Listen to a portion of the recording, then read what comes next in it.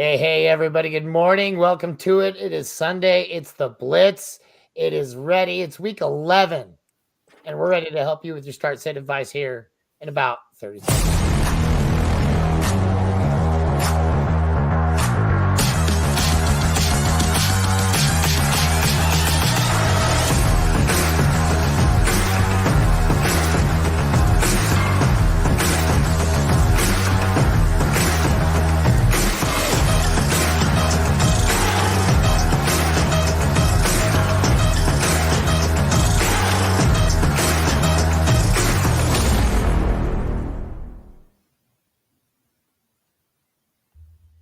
All righty. How's everybody doing today? It's Sunday. Like I said, week 11, man, we were getting right in the thick of things. We got the playoffs coming right up. If you've been listening to us, hopefully we've been helping you get there. And hopefully we can get you through one more week here this week and get everybody all set up on their starts and sits. A little bit of a different order today, so I can't say on my left of my man Jeff, but on my right, my man Jeff. Jeff, how we doing this morning? Doing well, brother. As always, best day of the week. Ready to get to the questions and get, what are we, week 11? Yeah, let's get this baby going. Heck yeah, we got the Charlie Tweeter jersey in the background representing. But still, as always, down below, my man Joe. Joe, how we doing today? Hey, man, we are the new world order of fantasy football podcasting. Let's go, That's baby. Exactly right. Yep. If you've been sticking with us, especially through our DFS, man, we've been racking in that money. We've been having a lot of fun doing it too. But even more importantly, hopefully you've been following for a lot of start sits because we've been pretty damn accurate this year as well. Now, there has been a few weeks that have just flip-flopped on us. You know, that does happen. But we own those as well, but it hasn't happened for a while. So keep sticking with us and we'll get you where you want to go, guys. Make sure, like as always, you're leaving the questions in the comments and we will knock them out one at a time right there. And if you're on Twitter, if you're following us right now on Twitter, you're going to have to hop onto the YouTube channel and make sure when you're there, like, subscribe, and do all that fun stuff. Hit that bell because you're going to want anything and everything that these guys have coming out here at Triple Play Fantasy. So with all that stuff kicked out of the way, man, my man Joe, what do we got going on today as far as injury report goes?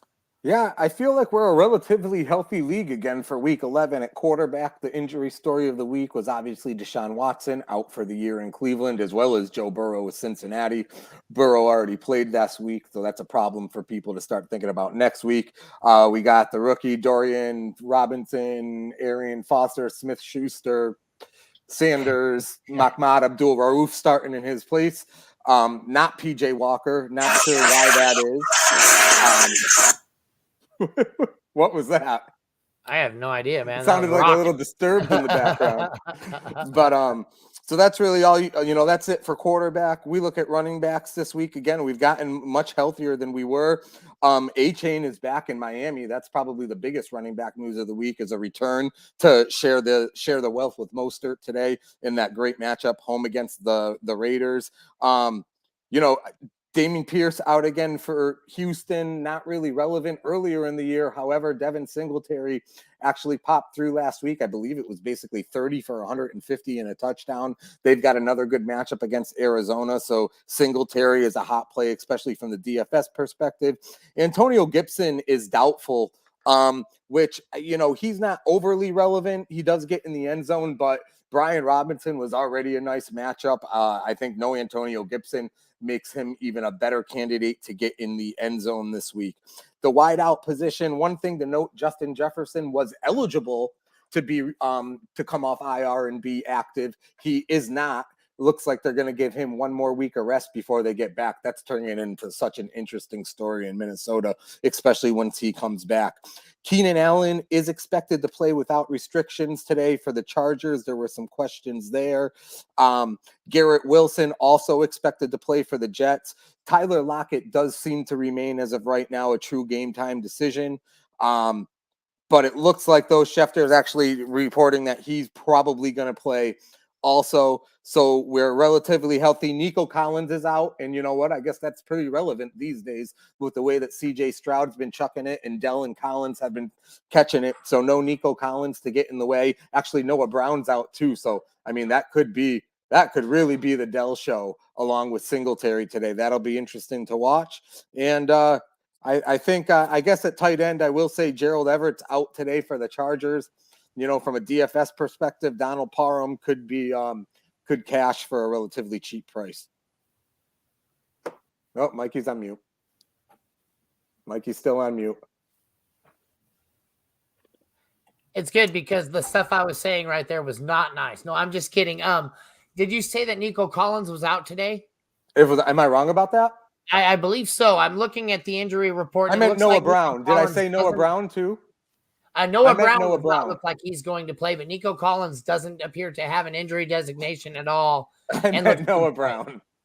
Yep, Noah Brown is out though. Yes, sorry about that. But Nico Collins should be. I was like, man, that was one of my value plays on DFS last night, so I had to go double check really quick. I'm like, oh no, I've got Nico Collins rocking today, but Nico Collins is in, but everybody else you had right.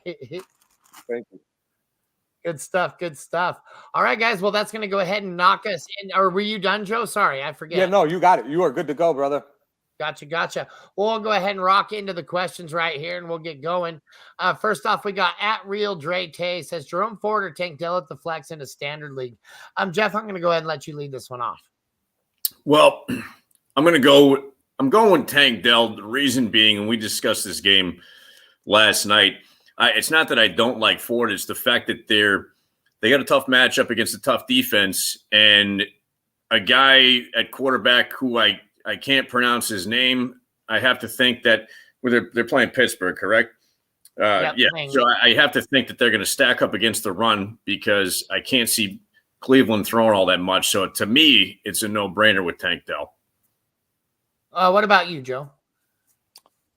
Yeah, I mean, I do like Ford a little bit more than you guys do this week for Cleveland. He's just been running efficiently even against good teams, but I don't think you can ignore Tank Dell anymore there in Houston and that passing game in general. And as you just clarified for me, they do have their number 1 and 2 there today, Collins and Dell, but they do not have Noah Brown. So should be a few more targets to go around, and you get to just like how that offense is clicking and the role that Dell's playing, because he's also got 3 TDs too in the last 2 weeks. So it's not even just yardage, he's getting in the end zone. So I like Dell today too.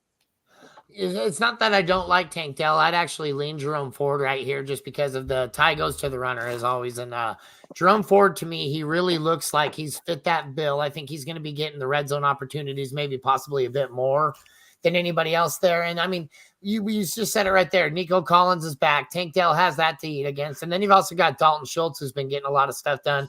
And you've really had Devin Singletary really step up in that running game and really making Dameon Pierce look kind of silly as the rest of the season has gone on. And so I really, when you got the opportunities that all 3 of those guys are getting, I think I'm going to lean Jerome Ford just for the volume play. But it is Tank Dell for the win if you go the 2 out of 3. But I'd like to think they're right around 15 each this week. But I do think Dell has the capabilities. I do believe Dell has the higher ceiling. Gotcha. I guess I would actually probably agree with that he does have a higher ceiling. I think the floor is a lot better as Jerome Ford. And especially, when we brought this up last night, Ford has been getting the yardage, but Kareem Hunt has a touchdown in 5 straight games. So to me, that's kind of like the X factor there. But and then we have a guy that has a question here later that we kind of cracked out ahead of time because he was just he was up against the waiver wire, so he wanted to make sure that he could get that question out as quick as he could. And that was what he had was Kareem Hunt. I can't remember what the other 2 were off the top of my head. Hold on, I'm looking for Latavius Murray. Yeah, Latavius Murray. And that's what we came down to, right? We came down to those 2 guys. Ty Chandler and AJ Dillon were the other 2 like that. And we'll just go ahead and get to them right here real quick. The at Debo 041. He said Ty Chandler, Kareem Hunt, AJ Dillon, or Latavius Murray is my running back 2 this week. This sucks. And it does suck, man. This is the tough time of the year where you got injuries stacking up. You've got a lot of things happening in the NFL that are really just kind of shutting stuff down. And I mean, so you got to go with this. The one nice thing I can say is, wow, you've got a pretty good option or pretty good smorgasbord on the waiver wire right here. A lot of my leagues, a lot of these guys aren't available anymore. So what would you say here, Joe? Who would you take right here and why? Well, Mattinson's playing today, so we aren't going Chandler. And we got five straight weeks of Kareem Hunt getting in the end zone. So I would narrow it down to Hunt and Murray.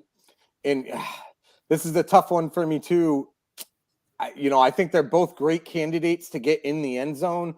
Who could potentially have the bigger week? Murray's getting a little more touch. It's really close for me, Hunt and Murray here. I think I'd play it a little safe and go Hunt. I don't mind that a bit. What do you say, Jeff? I don't know if that's necessarily safe, given what I just discussed with their quarterback situation and how Pittsburgh can pretty much throw all 5 11 straight weeks with a TD, I think, is what I'm hanging my hat on there. True. But you didn't have Juju Smith, Arod, Mock, or whoever is at quarterback. Dorian Thompson Robinson, man. So not even that hard of a name. It's Dorian Thompson Robinson. Yeah, we've disrespected the guy now for a day and a half, so he's doing something out there, my friends. So because of that, I don't love Latavius Murray, but I do like him slightly better than Kareem Hunt.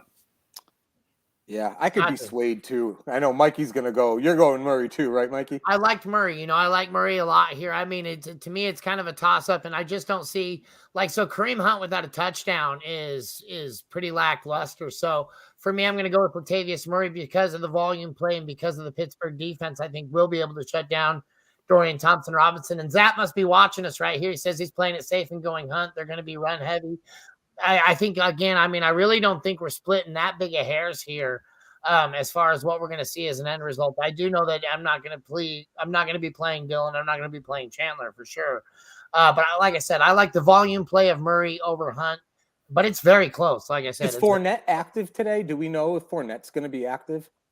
Fournette, I don't believe. I think he's going to be active, but I don't think we're going to see much of a role from him unless we see any injury happening to either Murray or Hunt outside of – or not Hunt, sorry, Cooks outside of the one or two possible plays. So excellent. Getting to the next one here, we got Kyler Murray or Justin Herbert. Wow, that's kind of a tough one right there. Joe, you looked as shocked as I am. What do you got here? Yeah, I'm going to go. I'm going to let cooler heads prevail here, and I am going to go with the Chargers and Herbert. But I'll tell you what, Kyler wasn't that bad his first week back. And, Houston's, they're the bright, shiny team right now, but I don't think it's because of their defense. So I love the idea of Kyler running for a touchdown and getting you 20. I would check the weather for Green Bay, make sure there's no real big issue there. Don't think anybody really considers the Chargers a very cold weather team. The Keenan Allen banged up is a little concerning, but I think you still got. I'm going to sleep better if I get it wrong because Murray goes off and I have him on my bench. If I bench Herbert and he goes for 4 touchdowns and 300 yards, I'm going to hate myself. So I got to go there. I agree with that 100%. I feel like Justin Herbert is a guy that just his ceiling is so damn high. He can do so many things. And I feel like Kyler Murray's just kind of a get what you get kind of a guy. And I just don't like the weapons as much as I like seeing freaking Keenan Allen out there snagging touchdowns. And I feel like Austin Eckler is going to be a guy that goes off today. And I think that's going to be in the passing game, not in the running game. So for me, it's also Herbert. What say you, Jeff? So typically I would agree in obviously Herbert has some talent. He's going to throw for a lot of yardage, but they are in Green Bay. Herbert's not necessarily used to playing outdoors, especially in Wisconsin. For me, I can just see Murray, in a dome in Houston, breaking one maybe for who knows. If he could break one for 30 yards and a touchdown, that just puts it over the top more so than Herbert. So for me, I don't like it, but I'm leaning Kyler Murray. I don't mind that a bit. Like I said, to me, I'm leaning on the Justin Herbert train just a little bit harder, but I think this is going to be another one of those split hair things where it's going to be really, really close. Let's go ahead and knock that thing down there. Let's see right here. He said practice squad, so I did check that out right there, and he is Leonard Fournette is on the practice squad. I thought he had gotten off the practice squad, but they're just considering bringing him up off the practice squad, and if they do, it looks like it'll be next week move, not a this week move. So definitely still that makes me lean on Murray even harder.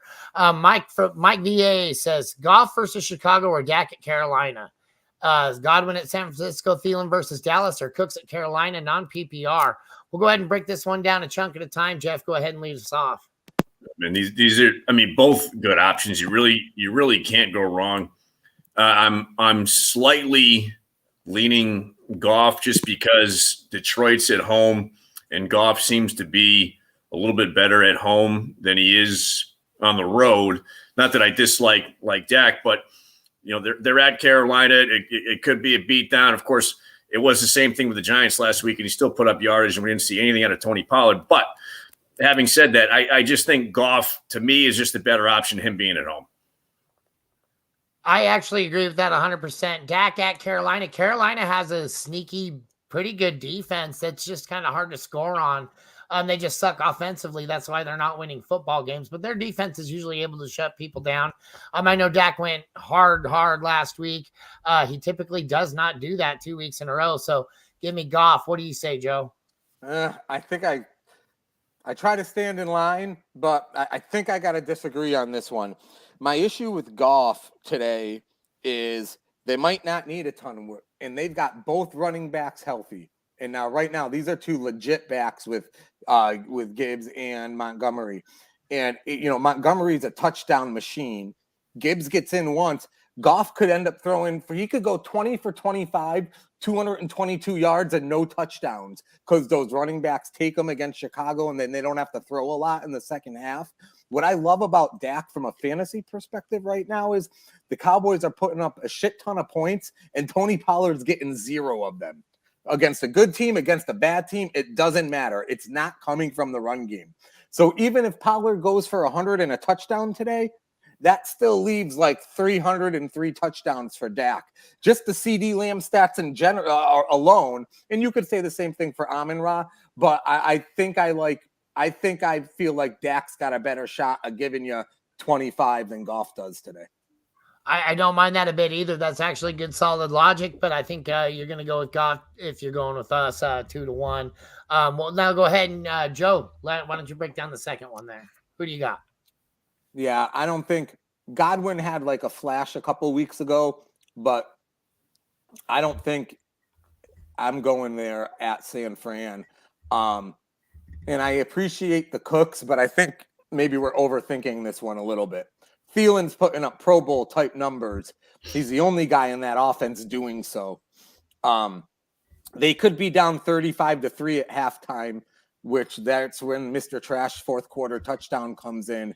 I absolutely think you got to go Thielen here out of these three. It's weird because I'd have never figured that there would be a day where I'd pick Thielen over Godwin and Cooks, but I 100% agree with that. Now, Cooks has been on fire. He's been doing it, but I mean, again, that Carolina defense, I think they're going to be slowing this team down. It's going to be a game that I think on the exact opposite end of things, I don't think it's a game where you have to really worry about a whole lot of points being scored to beat them. So I think that's the way I'm going to be going there as well. What do you say, Jeff? Yeah, I'd stick with Thielen. I mean, Cooks had a huge week last week, but outside of that, he hasn't been relevant in like 3 years. And Godwin plays second fiddle. Thielen's the number one option. I'd stick with you guys and go with Thielen. Excellent. That's a 3-way sweep there at Mike DA. So there you go. At Nathan H asks, pick 2, please. Waddle, Dell, Rice. Standard, by the way, his opponent has Mahomes. That always sucks when your opponent has Mahomes. Jeff, what do you got to say here? Waddle, Dell, or Rice? I think to me, it seemed I know it's the Chiefs and Rice is doing fairly well, but to me, it's a no-brainer with Waddle and Dell, especially with Noah Brown out. I mean, Brown had a big week last week, but there's still plenty to go around in Houston. And like I said last night, the Dolphins are going to rain on the parade of Antonio Pierce and give him his first loss. So I think Tyreek Hill and Waddle are going to have a game. So give me those two guys. Yeah, I think on this one, I think that when you talk about your opponent having Mahomes and having that reverse stack thing going for you, I think the guy to have there is Kelsey if we're going to make that play. For me, it's going to be Waddle and Dell as well. What do you say, Joe? 100%. Jeff said it right. I know we're getting excited about Rice, and that's great. And he's the pick of that shitty litter of wideouts there, but you can't ignore Waddle and Dell today in those matchups. Absolutely, absolutely. We got our man Zap coming back saying pick 2, Puka, DJ Moore, or Cortland Sutton. Man, that is tough. Joe, break this one down. Yeah, I don't like Puka like you guys do, but I think you do have to go with Puka and DJ Moore and sit Sutton here. And here's the thing, and I've loved Sutton all year. He's bailed me out in a lot of bye weeks from a league perspective because the guy's been like, you can bank on him going for like 450 and a touchdown. I feel like he's done it almost every week, but he hasn't done much more than that in any given week. So you're capped at 10 to 15 from Sutton, where you've got potential for Puka and DJ Moore to hit you with 20 plus. Do you feel great about it with DJ Moore right now? Probably not. He hasn't been great, but he does get Justin Fields. They're on the track that is inside in Detroit.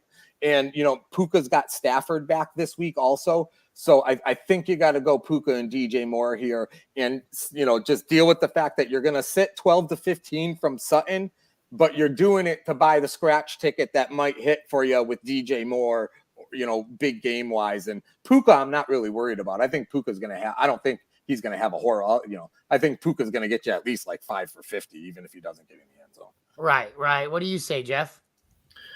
So I think of these three, it sounds weird to say DJ Moore, he's one of my boys.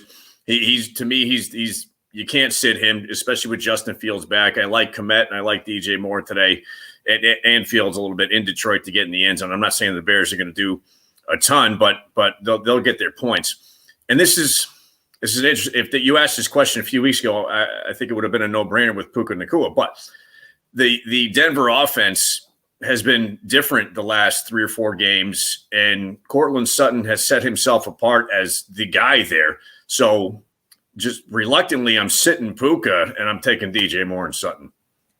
It's crazy because, I love Puka Nacua. He's one of my favorite players out there, having Stafford back full strength, that does kind of make me lean a little bit more towards the front. But you said it best, Jeff, right there. I think that Denver offense has been getting stuff done, and they've been getting it done at a good clip where I think we can start to rely on some of these fantasy points that are coming out. I'm with him, and it's a PPR league, and I feel like you're just going to get a little bit more volume on the tail end of that. Cooper Kupp could have a game where he goes 7 for 8 for 180 yards, and it's not going to leave a lot for Puka Nacua. I'm really not too worried about Judy doing anything. I don't even really know if Darnell Mooney knows he's playing football this year because he's just not even a target on that team. So give me the 2 guys that are getting the consistent targets from the quarterback. And this makes me really happy is that you have that stack, buddy, the DJ Moore and Field stack. I think you're going to really enjoy that today. Did you just say you don't think there's enough targets to go around for Nacua after you literally started the Church of Puka Nacua 4 weeks ago? Not the targets that I'm going to see DJ Moore and Sutton getting guaranteed, right? Puka Nacua should be able to get those 10 targets, but is Matt Stafford going to be coming back and throwing as much as he possibly was? It blew Jets' mind so much we knocked him off the internet. I know, right? Oh, we're going to have to wait just a second for my man to come back because this next question deals with him. He says, Jeff, clean cut, looking sharp, except he's not looking anything because he disappeared on us, Trans-Siberian. Once again, man, love having you back over here, man. Who we start today? Standard, give me 3, gentlemen. Garrett Wilson, Myers, Rice, Dell. Shout out to North Platte and Oshkosh, Nebraska. I love you, Trans-Siberian. I love you. What do you got here, Joe? I feel like I mean, you got to play Dell and you got to play Wilson. Wilson is playing tonight. He's banged up, but he's playing. So I do believe you have to play Wilson and Dell. The Rice Myers one is really interesting. I feel like it's like safe to say you're going to get 4 for 50 and a touchdown from Rice, which is bizarre, but that's starting to feel kind of safe. Myers has been all over the place, but even the game he had a week or 2 ago where he did get in the end zone, it was a rushing touchdown. The guy hasn't had more than 2 catches in a game, I think, in like a month.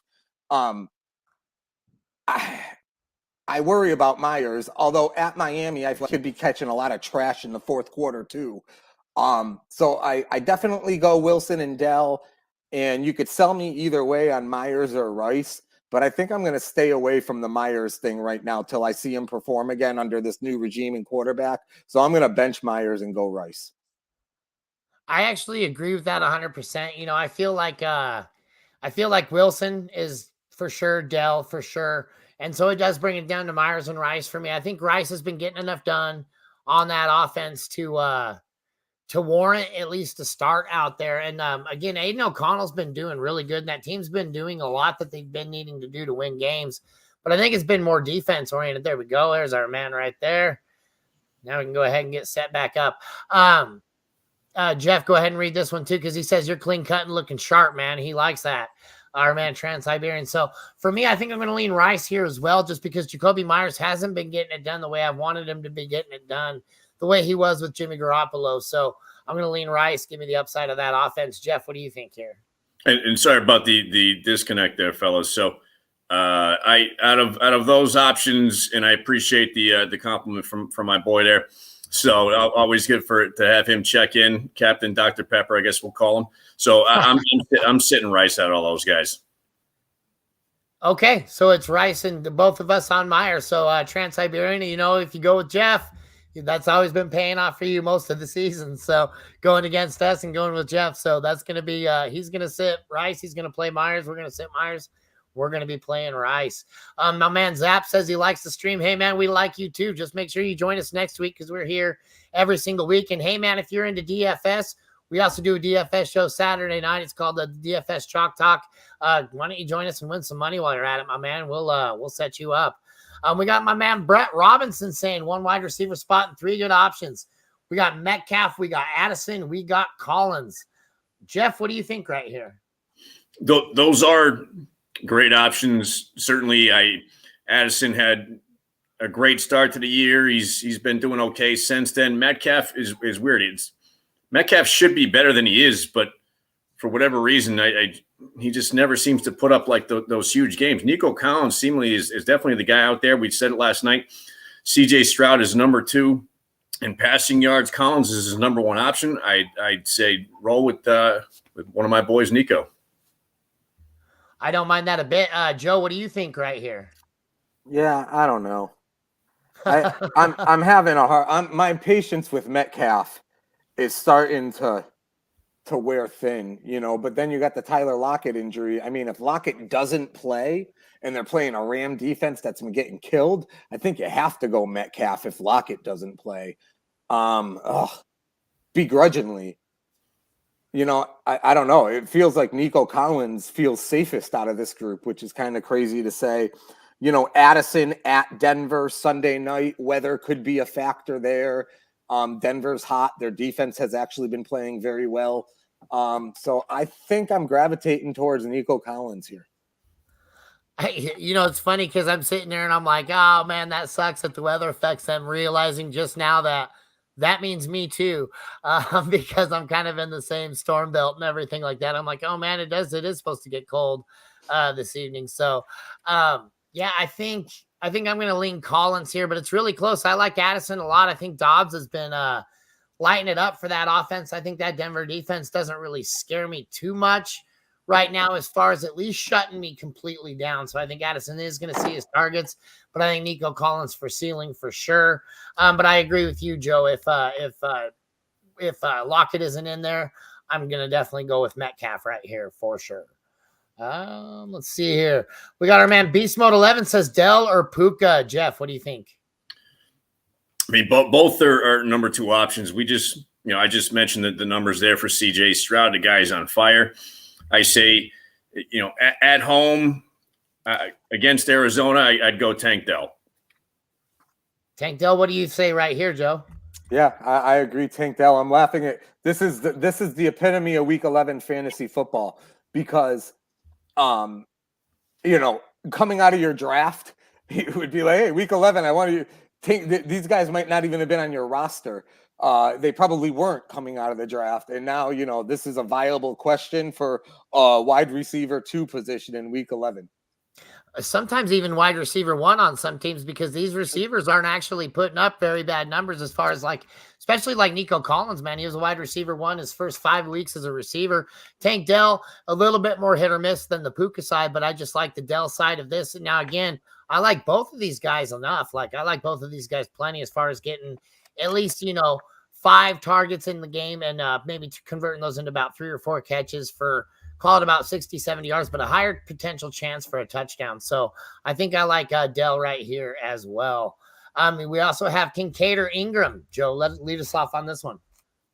Oh, this is tough. I've got another scenario with Ingram that's tough too.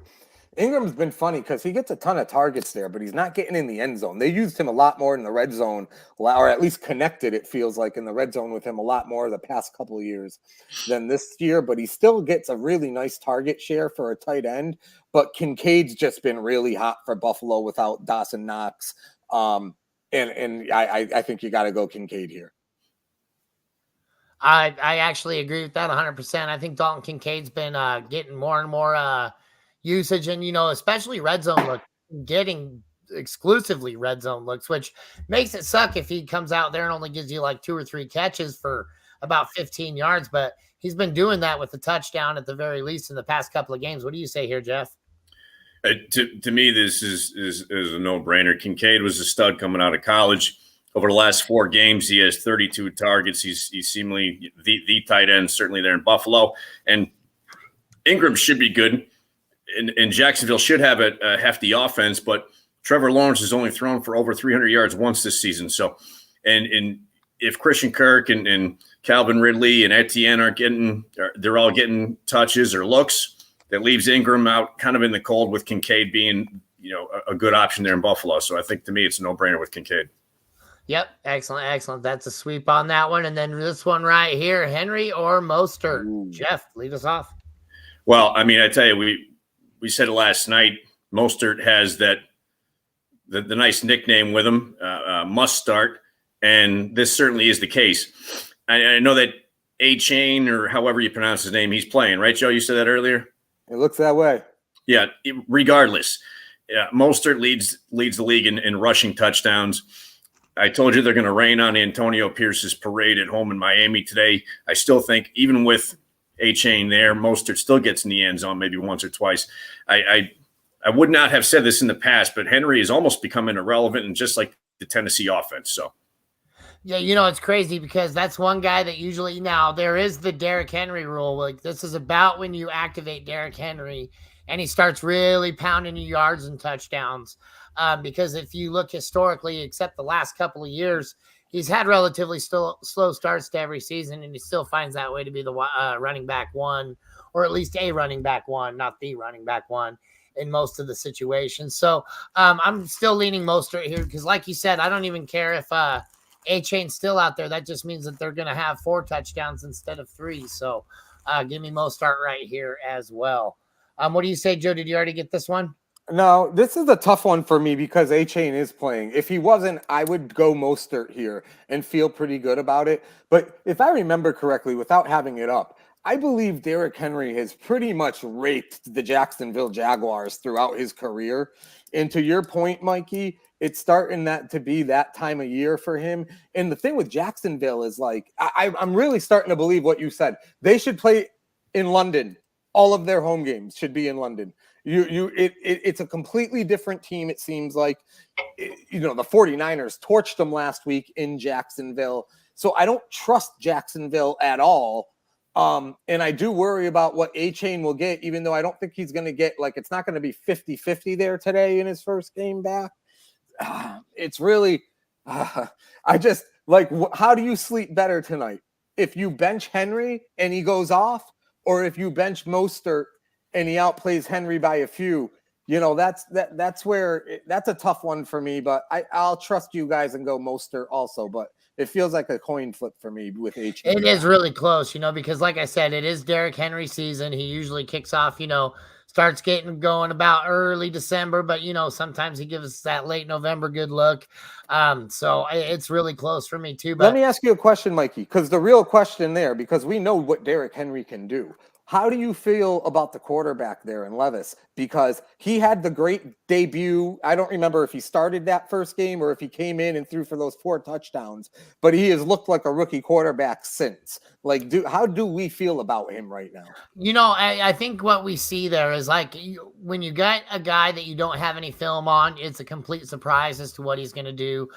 Queue up the next week when you've actually had a week to look at what his mechanics are. Adapt to those mechanics. And I think we're just seeing that. So defensive coordinators get paid a lot of money in the NFL to do what they do best. And in this situation, that is stop guys like him. So he's going to have to learn how to adapt. It's just kind of like the football IQ. You can be great. You can be a good quarterback. And usually you last even more than a week, but seems like they keyed into him pretty damn quick, in my opinion, right there. So I think that's the only thing that's going on with him. What do you say right there, Jeff?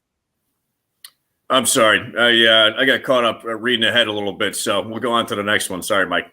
Yeah, no worries at all. No, that's awesome. We got our man Zap saying, oh, if I can even pull it up. There we go. Zap says pick one, James Conner, Nico, or Addison. Jeff, lead us off right there. Well, since I was reading ahead and I was looking at this one, so, we always say the tie goes to the running back. And Nico, he is my boy. That's my guy. He's going to get a lot of targets today. To me, it comes down between James Conner and Nico. Addison's kind of an afterthought a little bit. But I'm going to lean James Conner. Ty going to the running back. He had 16 touches last week. Kyler Murray leans on him a little bit just because of the volume play. I'm saying James Conner, especially if they get down towards the red zone. Obviously, they're giving it to that guy. He had a lot of touchdowns last year. Yep, and I really agree with that 100%. It's hard for me to sit Nico or Addison, but James Conner for volume play for sure, because he does have a high touchdown propensity as well. So what do you say, Joe? Yeah, I agree. It's funny today. I feel like we've all kind of chosen the wide out a few times over the running back in some of these, but I do like James Conner. James Conner has become a very underrated fantasy asset since moving to Arizona. He flies under the radar and he doesn't look fancy when you're watching him, but man, he gets a lot of touches inside that red zone for that team. I don't know. The first year when he went off, I was getting him in like the 15th, 16th round. So James Conner used to actually be even cheaper than that. But yeah, no, James Conner's awesome, man. He's a solid running back, and you get him in the 6th or 7th round still every year somehow. It's crazy. Zap saying he'll be there. He's gonna be there for what's that? Jeff, was James Conner UMass? Not that I'm aware of, brother. I mean, why do I think James Conner went to UMass? Any idea? The only guy I ever knew was Victor Cruz. That's the only guy in football that ever went to UMass that made a difference. I believe. I could be wrong. All right, my bad. Zep said he'll be in when we were talking about the DFS chalk talk. So yeah, man, we can't wait to see you there. We'll definitely have some time. He says, funny, my gut was saying Myers too, Jeff. He said, why aren't you guys afraid of Wilson and his elbow? Well, Jeff, lead us off. Let me pause real quick, just because I got caught reading again on this one. Here's why I'm not necessarily afraid of the elbow. Now, if he is playing number one, last 4 games, targets 12, 13, 13, 14. He's the obvious number one option there for the New York Jets. As anemic as their offense has been, he has been like the guy. Basically, Breece Hall, here and there, but Garrett Wilson is the guy. So if he's playing, certainly, boom, put him in your lineup. I actually agree with that 100% as well. Like, to me, you got these guys that do have these injuries, but when they say they're good to go, I think that there's now, if we're talking about something like, say, a hamstring injury or a calf injury, I'm a little bit more prone to say, okay, this could affect him. Usually you can shield an elbow injury or something to that effect, with a little bit of different padding and things like that too, at least not re-aggravate it during the game. So yeah, I'm not afraid to sit, or I'm playing Wilson because I could not sit that volume. What do you say, Joe? I say that James Conner went to Pittsburgh, the University of Pittsburgh. Thank you. At least I beat our listener in. I would have been embarrassing. I don't know if you did. I think Zap had you beat. That's why I fired it up there, because I thought you actually read it from him because you said it afterwards. So tie goes to you, Zap. Good job. How you doing, Detroit? We're in Chicago. Hey, says Joey White Sox sit Wilson. What is it? I didn't even see it. Give me the Wilson or who? Oh well, that was the one that he had earlier with And I didn't mean to cut you off, Joe, but the question was, why aren't we necessarily hesitant with Wilson's elbow? And I'm just saying, if he's healthy, if he's playing, he's your guy. Even if he's banged up, I say he's the guy. So yeah, I mean, he hasn't been great for them, but he does seem to get like at least 50, 60 yards and a bunch of looks. Myers is scary right now. He's had 2 catches. When's the last time he caught 4 balls in a game? Well, I'd have to look that one up, my friend. It's been like 2 months. Yeah, no, I get you. Zap says who's got the best props for this week. Joe, you're more of a prop guy. What do you got right here? Or aren't you? You got quite a few prop bets, don't you? Yeah, so I like that one. I gotta quickly switch over here and look at the games. I will tell you what, I do believe that I really like Jalen Waddle today. I think that the Dolphins are going to get right against the Raiders, and I don't love paying for Tyreek Hill props. But I would also, so I do like the Waddle yardage, but I will tell you what I've been doing, depending on what site you're using, alternate yardage props. So what you do is you think of the guys you really like. Let's say it's Tyreek Hill, but you don't necessarily want to have to bet him to go for over 100 yards. You can knock him down to Tyreek Hill plus 60 to over 60 yards or over 70. You put three or four of those together, and you end up with a parlay that's going to do plus money for you. So I love CeeDee Lamb today to go over his yardage. I don't even think you need to alt yardage that. I think he's going to go over whatever. I think he was in like the high 80s or early 90s. I like CeeDee Lamb a lot. I like Eckler to score a touchdown. What do you guys got? Anything?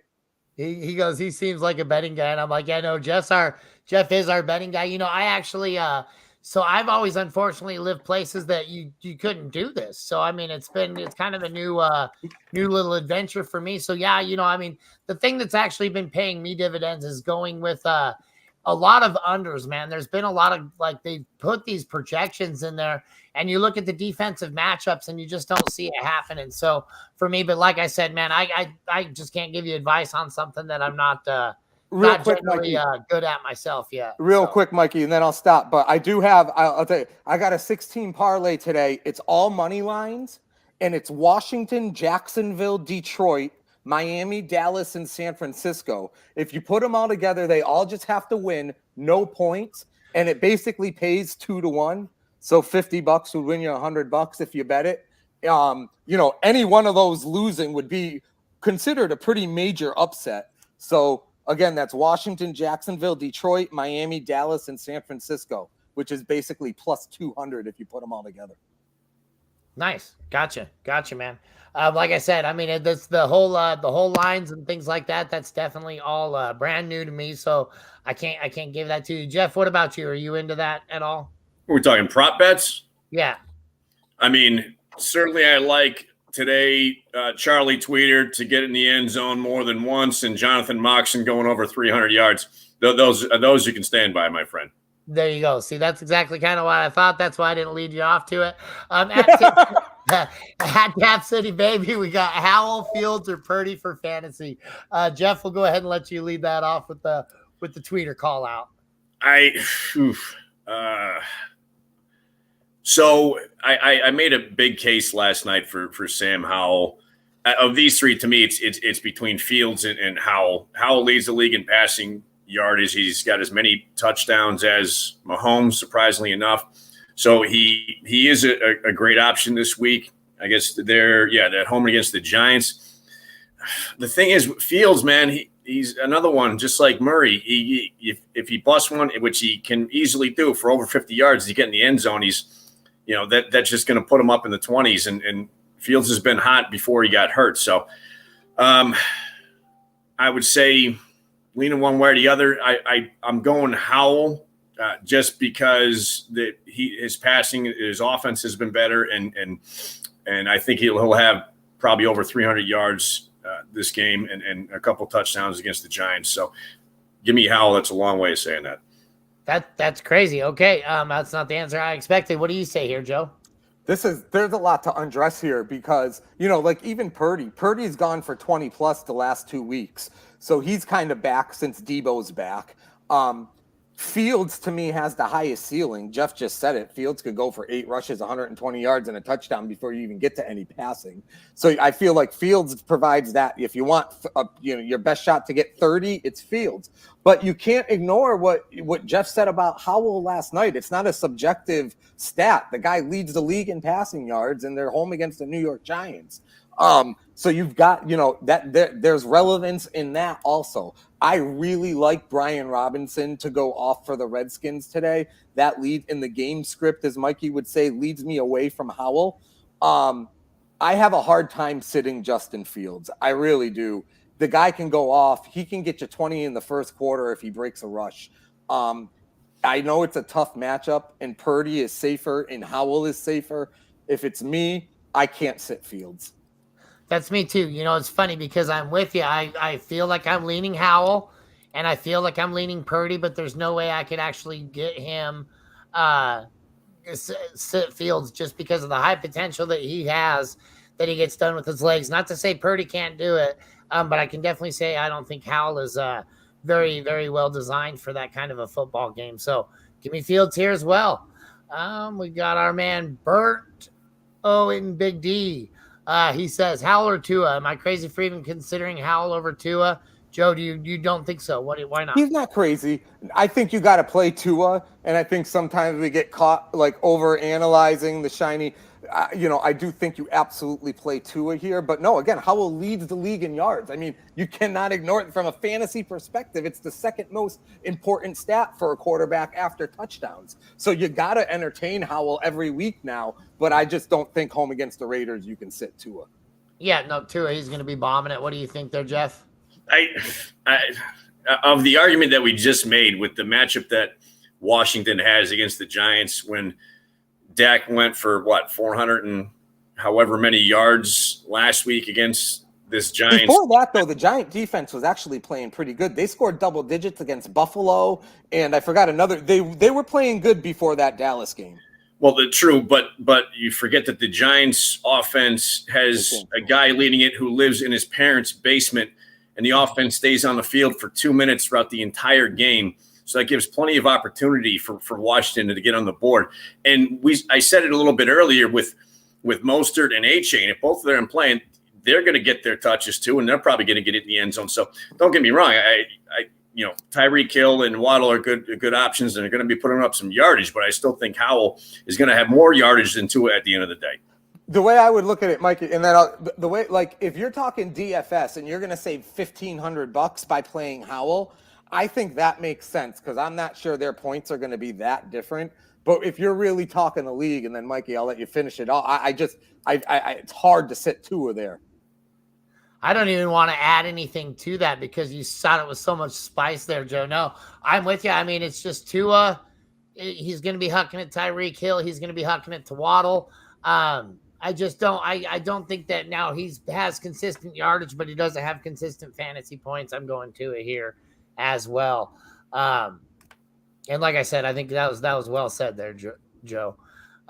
E_core says, final flex spot, do I start DJ Moore or D-Hop? Jeff, lead us off here. To me, you can't get away from DJ Moore. Again, one of my boys, him and Nico Collins. But DJ Moore's the main target there. Justin Fields is back. He's going to be looking towards him and Cole Kmet. So I just think that he's the better option there. Yeah, I think Will Levis has been getting shut down enough. And I think like D-Hop, yes, he did have a spike for sure because of Levis coming out there. But like I said, man, once you get a little bit of tape on a guy, a lot of things change. And until he can adapt, I got to lean. And it's not even really honestly close. I mean, DJ Moore is he's the man over there. So what do you say, Joe? Yeah, with Fields back, you got to go Moore. Excellent. Got this right here. Oh, Zap says he likes it, and he says you buy it minus 0.5. I'm not sure what that is. Joe, do you know what that means? Yes, he's talking about a spread, and I love it. It's a great point. So take who is 7.5 this week? There's somebody, one of these bigger teams, the large favorites. They're favored by 7.5. And what he's saying is, and especially in a parlay, you can put them in the parlay minus 7.5, but then buy the half a point, change the odds to grab them minus 7 instead. And the reason why that's really important is obviously if they lose by 7 and you have them, or they win by 7, you have them minus 7.5, you're going to lose. More importantly, if they win by 7 and you have them minus 7 in a parlay, you don't lose the parlay. That breaks even and that bet just leaves the parlay and your parlay is still intact. So he makes a really good point there. I'm assuming he's talking about, do you buy a half a point when the team you want is favored by 3.5 with the field goal or 7.5 with the touchdown? Well, I can just tell you this. You don't get the name Dirty Jobs by being really good at math. So I'll let you guys go ahead and sit there and talk about that one right there. But what I can do is I can help you with this one. Zafty says flex option, Khalil Herbert, Myers, Stubbs, or Sanders. Sorry about the Chicago players. He's just not a fan, and he just has one in every single league. It's funny because I hate like certain teams and things like that, and I swear to God, those are always the teams that I always have the most players from. But Joe, go ahead and lead us off on this one. Who do you got? This is a mess, this one. You don't know what Miles Sanders is even going to get for touches. Again, I challenge that you don't know what Myers is going to get for touches based on how bad he's been in their passing game recently. At Detroit, I think you got to go Dobbs here because I think he's your best bet to get you 10 points. So that's what I'm going to say here. I'm going to go Dobbs. You know, what's funny is because I was going to bring that up as, am I the only one that feels Dubs right here? Because I just don't like the other guys' matchups that bad. Like, I think Dubs for me too. What do you say here, Jeff? Yeah, I mean, immediately you can throw out Khalil Herbert and Miles Sanders. What the hell? I had high hopes for this guy. Last week against the Chicago Bears, 2 rushing attempts for -5 yards. But you don't want anybody on your team that's going to lose you points. So it comes down to Myers or Dobbs. The Chargers are going to give up some yardage. I got Dobbs on DFS just on a cheaper play to get, who knows? He'll probably get, and Joe said it right, probably 10 points. He's looking at, 50 yards or so and a touchdown perhaps. So it's to me, that's the safest play to go. He'll give you 50 points just because we brought him up. No, I'm just kidding. No, don't ever think that. Hopefully he does really good today. But yeah, I got to lean him as well. Like I said, that team's going to be behind. They're going to have to pass it a lot. I think it's going to be a little bit of a shootout right there. At Jay Wando Bread says crab shoot for RBs. I think we spelled crap wrong. Says start one, Dylan, Ty Chandler, or Charbonnet. Jeff, what do you think? Oh, gosh. That is just bad. You know what? I'm going to pass it off to Joe real quick first to answer that one, man. Oh, pass, he says. That's that bad. He says pass. What do you say, Joe? Well, Jeff phones a friend. I feel like this guy is like in the weeds of like a 12-team league, and he was like 8th on the waiver wire for this week. Like this is like the muck of fantasy football, week 11, and you're dealing with buys and injuries here. If Seattle was playing a team, you know what? I'm gonna go with the Seattle backup there. I don't even know how to say his name. Yeah. I think I think they mix him in the most. I don't love AJ Dillon today. I know he's gotten a little more run there. Chandler, Mattson's playing, so I really don't like Chandler. I think I'm sticking with the Seattle guy. Charbonnet, what do you think there, Jeff? All right, so so as sad as it sounds, and we all know my feelings on A.J. Dillon, he sucks. Don't play him ever. He sucks. Having said that, he might be the best option at the 3. I hate the guy. I've had him on my team before, and he's let me down so many times. I can't even tell you how much he sucks, and I hate the guy, but of the 3, he might be the best option. It's funny because I wasn't expecting that either because you always say you're so anti-A.J. Dillon. I never figured that would be the guy, but I actually agree with you. I think he's going to be the guy that gives you a little bit more of the volume here because he does actually get mixed in about every other, at least every other, other cycle. So he's had 5 relevant fantasy games in a row, believe it or not, and I wouldn't have believed it without looking at the stats. That's what I'm saying. Yeah, I mean, I know he started off really, really bad, but he's been not great, but he's not been bad either for your fantasy team. So yeah, give me Dillon here as well. Let me go here to the next one. Oh, we just zapped that was pretty funny. Let's see here. We got at NC now NY forever. Dude, people need to change their names to where a guy like me can read. Barkley or White, half PPR. Joe, what do you got? This is a tough one. White's got that tough matchup against San Francisco. White's been lethal in the passing game for them, and I don't think they're going to have a lot of time to get it downfield. So I like White and what's the tight end's name? In there to be like the security blankets today for them. Barkley's going to get a shit ton of touches, but I mean, it's starting to trend to just be like 3 yards a carry. Maybe he gets in the end zone if they score 10 points. This is really hard because you don't want to sit Barkley and you're going to watch him get a ton of touches. I just don't think he's going to be able to do much because they all know he's going to run it 30 times. White in a half PPR. I'm going to – this is really hard. I don't know. I'll be really curious to hear what you guys think on this one. This is the toughest one of the day for me. I guess we're going to say the Giants can't move the ball with DeVito. So even if Barkley gets 30 touches, they're going to be in between the 20s. So you got to go White with the PPR. I'll go White. I like it right there. What do you say, Jeff? I'll disagree because I don't like anybody in the Tampa Bay offense. Don't shake your head at me, Joe. No, I'm saying it's so hard. It's so hard. But I'm going to say Barkley because it only takes one. Barkley is much more explosive than Rachaad White. So it takes one for him to bust it out for a 70-yarder. And that gives you a higher ceiling than what you get from Rachaad White. Give me Barkley. I don't mind either one of these guys. I think you're pretty close, right down the middle on both. But I can't sit White. He's been too involved on that offense. I think he's going to get the volume play here. Give me White at a half PPR over Barkley. Although you are right, Jeff. I mean, he is one away. But, man, they're going to be looking for it so hard because they can't beat him in the passing game. I think that it's going to be a big stacked box every single play. I think Barkley's going to have his work cut out for him. I think I'm with Joe. I think you're going to see maybe a 2-point-something yards per carry. So I can't rely on that with my running back. Not this close to the playoffs. Give me White, who's been getting it done week after week. At Tony J. Anderson says, need a quarterback rest of the season after this week. He's picking one up now. Fields, Purdy, or are we throwing a Hail Mary with Dorian Thompson-Robinson?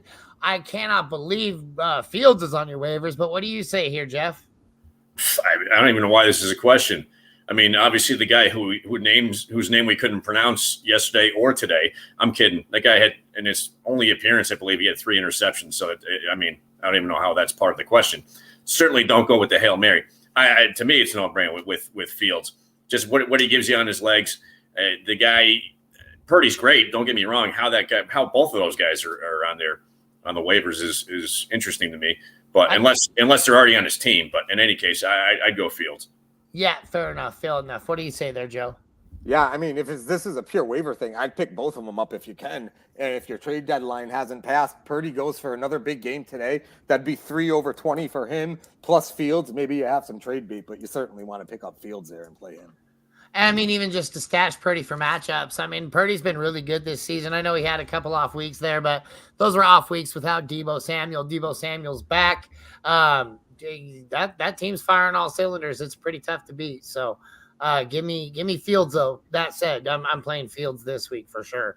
And like you guys said, man, I can't even believe that's a question. But there's a lot of different leagues out there. You never know what you're up against. And especially like single quarterback 10-person league, I can see those guys being available, especially Brock Purdy having those few bad weeks.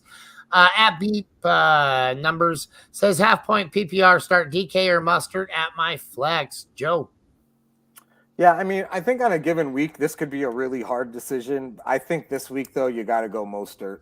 Even with A-Chain back, I like Mostert to score a touchdown. Home against the Raiders, you wouldn't think they're going to have a hard time scoring. Metcalf's been too touch and go, where Mostert's been pretty consistent, pretty much no matter who else is running the ball there in Miami. Gotcha. What do you think, Jeff? Agreed. I mean, Geno and DK have just, and even Lockett have just been disappointments this year. Not that I dislike them, but it's just they kind of let you down. And just from a touch standpoint, you can't get away from Mostert. Oh, Lockett was awesome last week, though. But, yeah, no, I'm still playing Mostert this week as well, just because Ty goes to the runner. I do like DK, but I don't like DK as much this year. I'm with you. I don't think that he's just been that phenom guy that we saw earlier the past few seasons. I just think that offense is just not as dynamic as they used to be. I understand they're a run-first offense, and I understand Kenneth Walker's amazing and been getting the job done for them, and they've been winning football games, but I think it's just because they've been doing the bare minimum that I don't like DK Metcalf. At our Brucelia says Scott Fishbowl scoring. This is going to be my arena. We got Dorian Thompson-Robinson versus Pitt, DeVito versus Washington, or Christian Watson versus the Chargers. Thank you. Jeff, lead us off right here. What do you think, man? That's a tough one now. It was a blip of mine. What are those 3 options again? Pardon me. DeVito, Dorian Thompson-Robinson, or Christian Watson, and Scott Fishbowl scoring settings. So when the quarterback goes off in Scott Fishbowl settings, it's high points. But so is PPR. So it's basically the same thing, just with a little bit more scoring enhancements, unless this question involved the tight end. But quarterbacks do get scored a little bit different as well. So I see. Well, I hate all these options, but Tommy DeVito is going to give you some junk like he did last week against Dallas. You're going to get something here and there, even if it's 300 nautical miles southwest of Fiji. I would say not a great option. Give me Danny DeVito. I don't mind it. What do you say here, Joe? You know what I'm going to do? I'm going to choose Amari Cooper. And I'm going to go Dorian Thompson-Robinson because he at least has Cooper to throw to. Cooper did have a couple of decent games when it was P.J. Walker or Robinson, and it's just more than what DeVito has.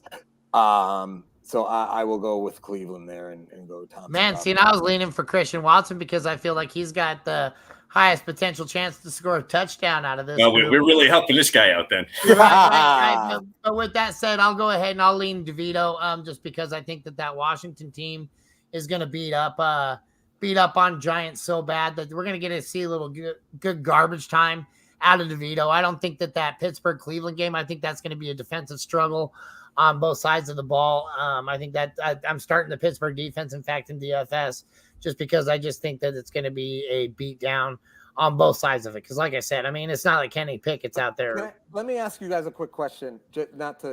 So survivor pool, we got $1,000 on the line. There's 3 of us left. My options for this week are the Commanders against the Giants or Jacksonville home against Tennessee. My perspective so far is I'm a Giants fan, and I feel like they are just going to F me so hard if I take the Commanders. But I can't. It's so hard to trust Jacksonville, and the off chance that Henry could go for 30 and 200 yards and 2 touchdowns, I'm gravitating towards Washington. How do you guys feel about that? Yeah, I mean, I just think it's because of matchup. I just think that the easier pick is Washington. Not that I like either one, but I mean, Jacksonville's defense isn't exactly stout, and you got Derrick Henry on the other side. So to me, Washington. Mikey? I agree. I think I'm taking Washington right here as well, just because I know that we're going to get I'm just like almost positive they're going to be able to beat Giants. It's not a team that can shut them down or slow them down. So yeah, for me, it's going to be the Commanders today. The allure for Jacksonville for me is the fact that they're a playoff team fighting for the playoffs and fighting for playoff position. Washington's 4-6, and I just can't tell, like, are they still fighting or are they cashing it in? They got the rookie quarterback. I can't figure out where they're headed. Yeah, no, fair enough. So to me, it is. But I'm taking the fairly Redskins. Close. I mean the Commanders. Yeah, I know what you mean. Sorry, Indians. Yep. At Sean Smith, the 904 says Rachaad White, Devin Singletary, James Conner, or Rashee Rice in the flex, full PPR. Joe, I'm going to let you redeem yourself. No. Hold on. Pause that right there. Joe tried to make up for his comment with what he thought was more of a PC comment by saying Indians instead by going the opposite field. The Native American or indigenous people, I believe, is the proper way to say it. A cultured Italian. All right. Sorry about that. Oh, my. Rachaad White, Singletary, Connor, and it's just one. I would love to see who is his other running backs, but this is a nice stable he's got. Rice comes out of this. You can't start Rice over any of those running backs, in my opinion. Singletary's in play after that week he had last week. That being said, I'm not going to play Singletary. Every once in a while, the backup running back hits. There's no doubt about it. But more times than not, he doesn't go off. So I don't expect Singletary to outscore Connor and White. You got a full PPR. I mean, in a half a point, we like Rachaad. The full PPR makes it hard to go against White, even though I do believe that Connor and Singletary have a better shot of scoring a touchdown. This is really hard. Full PPR, I'm going to go White because he could go 6 for 60 just in the receiving game. Yeah, no, I don't mind that a bit. I think that you got a great point there with as far as what we're looking at volume wise. And a PPR for me, it's a slam dunk. Rashad White. What do you got here, Jeff? I mean, matchup wise, San Francisco is on a mission now. They got Chase Young. You got Tampa Bay coming into town.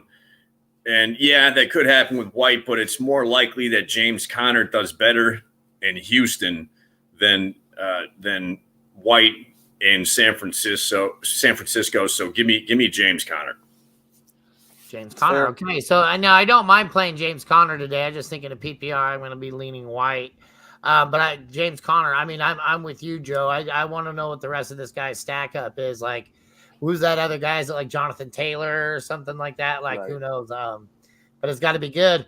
At Beanie Dog 14 says Murray or Hurts. Jeff. Oof. I mean, no good options. Don't get me wrong, but I mean, I don't think you can get away from Jalen Hurts. Can you? Can you sit Hurts for Kyler Murray? I don't think you can. You got two of us shaking our head. No, I mean, you got AJ Brown on the other end of that thing. Give me Hurts.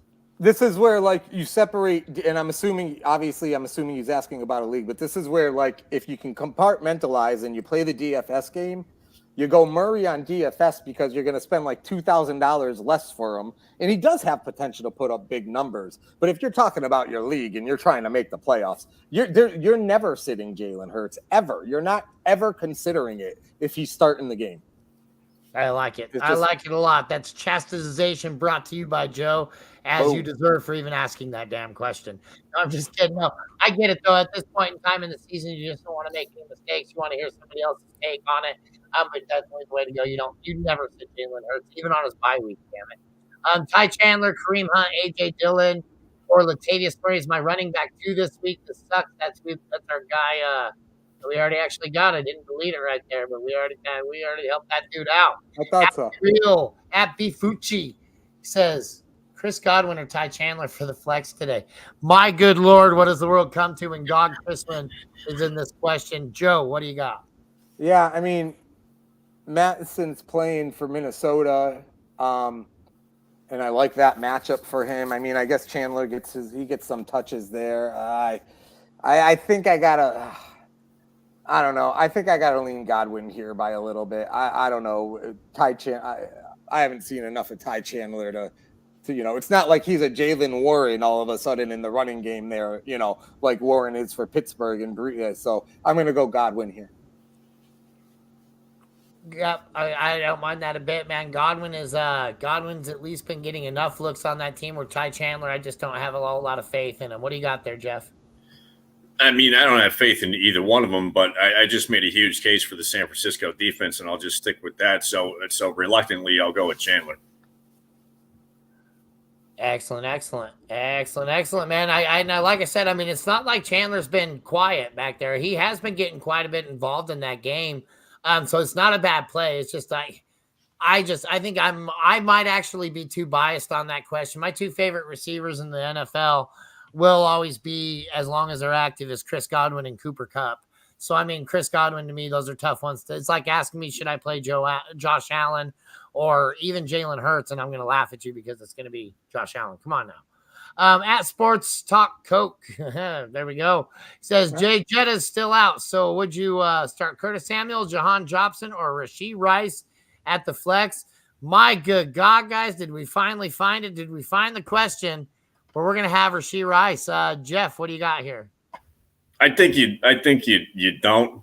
Well, geez, I don't know. I'm gonna say no. I'm gonna say with Samuel, even though McLaurin's the number 1 option there. Clearly, Kelsey's the number 1 option in Kansas City. So Rashee Rice is lucky to get some points here and there. So because of the case that I made for Howell the entire morning here, give me Samuel just over Dotson, just because he seems to be, a tier above him a little bit as far as the depth chart is concerned. I don't mind that a bit. What do you say here, Joe? What do you got? No, I think it is the time for Rice now. I like Rice for the Chiefs today versus these other options for San Francisco. Why are you laughing? What's so funny about that? You just said I like Rice, and then you paused. I just want to throw in like Rice Roni or something. Yeah. Anyway, Basmati, Jasmine, Brown, Sticky, White. I mean, Ray, it goes well with corn, which Mike is going Ray. to see a lot of in Nebraska. So there's Simeon. almost too much corn in Nebraska. No, I am actually going to be playing rice here as well because I too like rice. But no, I do like Rashee Rice. I think he's starting to separate himself from the rest of those receivers there in Kansas City. And I think now, would I rather play Kelsey? Absolutely. But if I'm looking at number 2 guys, I don't like the problem with Curtis Samuel and Jahan Dotson to me is that they both are kind of counter negative each other, right? So Jahan Dotson could have himself a huge game and Curtis Samuel has nothing, where Curtis Samuel could have a good game and Jahan Dotson has nothing. So I feel like with the third option there, I'm a little bit better off with it. So I like Rice. I like Rice. I love Lamb. I like Rice. That's what we're going to be taking home with this program today. We got Joe at Joe Mama 21-2 says Myers or Brandon Cooks asked me a message last night. And Jeff, so I'm going to let you lead this off. So a lot of people are going to go off of last week and probably say Cooks. But like I said, he hasn't been relevant outside of that game in 3 years. So I like Myers as a better option. They're going to have to throw against Miami. So give me Myers. He's been relevant more than one game, right? Like I think 2 weeks ago he had he had 4. I guess you got me. I guess it was only 4 targets. So he did really kind of just come out of nowhere. I think I just don't like that quarterback play, man. Aiden O'Connell's been doing enough to get the job done for them Raiders. But I don't think that I think that we ran out of gas right here. I don't think that Jacoby Myers gets the volume that he has. I'm going to lean Cook here.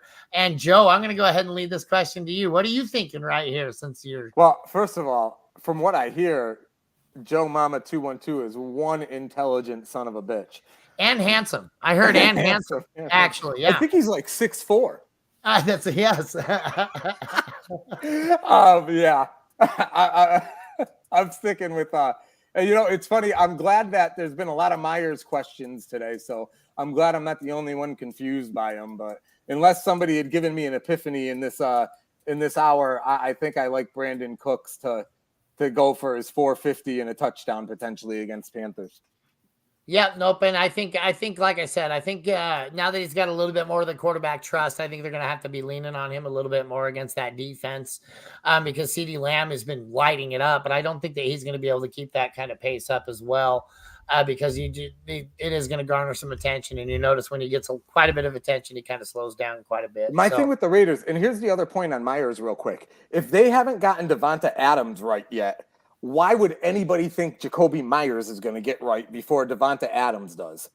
Absolutely. Yeah, no, and I completely agree with that. Like, I mean, you got the best receiver in the game as far as I'm concerned. I think Devonta Adams, he's got, outside of D-Hop, he has the highest degree of separation from receiver or from cornerbacks and safeties than anybody in the league. And that's something that he'll be able to continue the rest of his career as he's proven time and time again. So it's tough, like I said. With that, guys, that's going to go ahead and break us down. You guys have anything else to add before we go ahead and call this a day? I like Rice. I like Rice. I like Rice. And if you're not taking Rice today, then no bueno for you. Joe, anything else? No, man, we are in the playoff stretch. It's the home stretch of the regular season. So this is it. There's no time for losers. We got to get these things right. And I feel like we're ready for the week. There you go. Yep. And absolutely appreciate everybody joining us today and everything you guys contribute because without you, we can't do this.